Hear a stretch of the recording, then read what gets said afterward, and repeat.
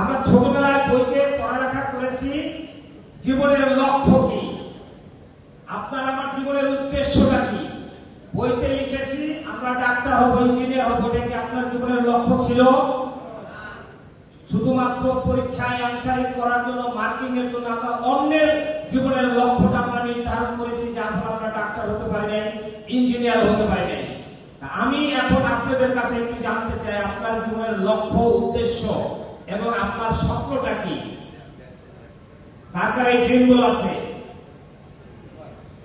একটা বাড়ি, একটা গাড়ি, বিদেশ ভ্রমণ, পাশাপাশি ব্যাংকে অনেক টাকা মজুদ, ছেলেটাকে উচ্চ শিক্ষায় শিক্ষিত করা, এই তো আমাদের জীবনের লক্ষ্য এবং স্বপ্ন। এই ড্রিমটা কার কার মধ্যে আছে? আপনাদেরকে ধন্যবাদ। এই স্বপ্নটা আপনার থাকতে হবে। চলুন,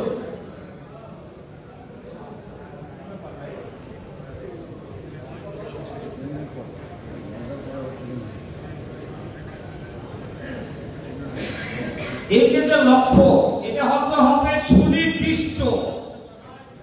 আপনি আপনার জীবনে কি চান, এই লক্ষ্যটা হতে হবে সুনির্দিষ্ট। লক্ষ্যটা হতে হবে অর্জনযোগ্য, অ্যাচিভেবল, এবং এই লক্ষ্য অর্জন করার জন্য আপনার একটা সময়সীমা লাগবে। এখন এসে যদি আপনার লক্ষ্য নির্ধারণ করেন আমি পাইলট হব, এটা কি অ্যাচিভেবল? এখন যদি আপনার এই লাইফে এসে চিন্তা করেন আমি ডাক্তার হব, এটা কি অর্জনযোগ্য? আপনি এখন চাইলে বিজনেস ডেভেলপমেন্ট করে আপনার জীবনের যদি এই গোলগুলো সেট আপ করেন, এই ড্রিমটা আপনি দেখেন, তাহলে এটা অর্জন করা আপনার পক্ষে সম্ভব। চলুন, তাহলে এই লক্ষ্য অর্জন করার জন্য আমাদের একটা ফাইন্যান্সিয়াল প্ল্যানিং লাগবে। আচ্ছা, আমরা এখানে যারা আছি, আপনার আমার জীবনে ফাইন্যান্সিয়াল প্ল্যানিং কি আমরা করেছি? কে কে আমাদের জীবনে ফাইন্যান্সিয়াল প্ল্যানিং করেছি?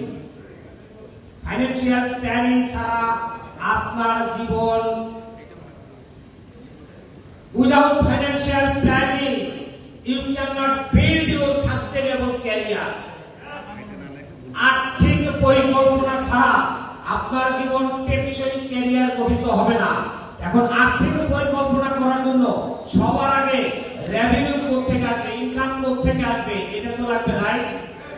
কার কার এমন অর্থের প্রয়োজন আছে? এরকম অর্থের প্রয়োজন যার আছে, এখন অর্থের উৎসটা কি আমরা একটু দেখে নেব সংক্ষেপে। রেভিনিউ সোর্স, লুমিনাস ওয়ার্ল্ডের সাথে এই ট্রাস্ট অফ জার্নি 2000